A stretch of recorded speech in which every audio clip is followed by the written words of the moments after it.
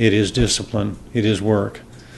And it's a labor of love. You love the Word of God, but there is a discipline that comes with it. You just constantly, consciously, not this, but I choose this. And it's, I am resolved.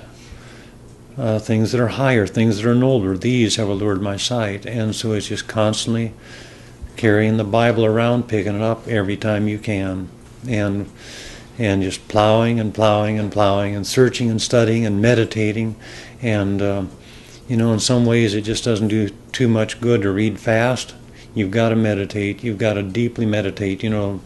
Here's Joshua chapter 1, this book of the law shall not depart out of your mouth, but you shall meditate in it day and night, that you may, how does it go? Study to do all that is written therein, for then you'll make your way prosperous, then you'll have good success.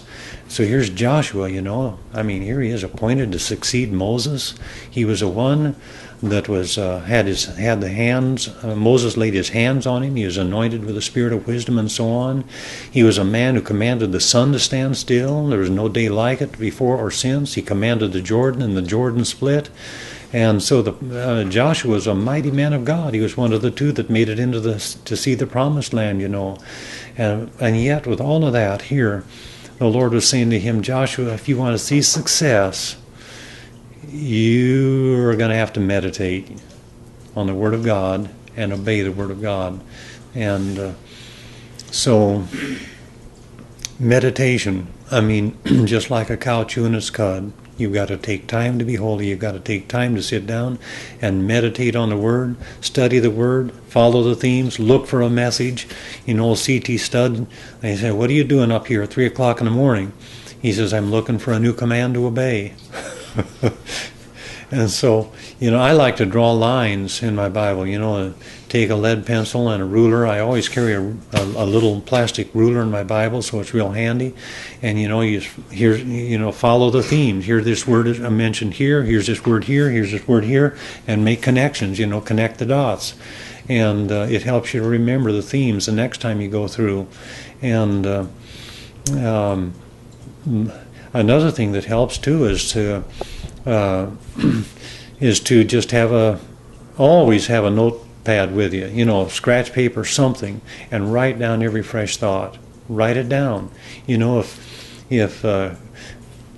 your father entrusted you with a $10 bill, and you would feel ashamed if you had to tell him you lost it.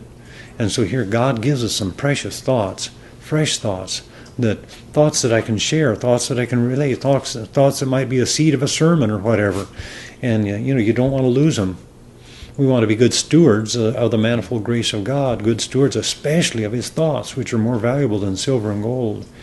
And then it helps too to memorize. Well, let me back up. On this other thing of taking notes, I found it helpful to, like in the book of Deuteronomy. Although I couldn't do it now, but at one time I could, just write down one main theme in chapter 1, the one main, some key thing in each chapter.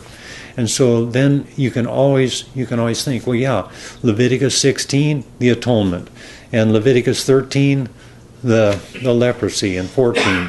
And you got something you can remember in each chapter, and it kind of helps you to know that book, and a skeleton, on which you can hang other things.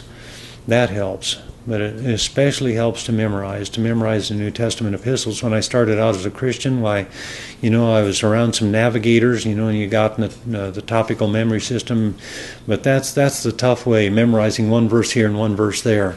It's much easier, proportionally, relatively speaking, to memorize a whole chapter than it is to memorize one verse here and there, and also it's much easier to memorize the whole book. And you may not be able to you may get rusty and forget. You can't quote it word perfect after a while unless you're just faithful to review. But nevertheless, you never forget what's in that chapter. You know that chapter like the back of your hand.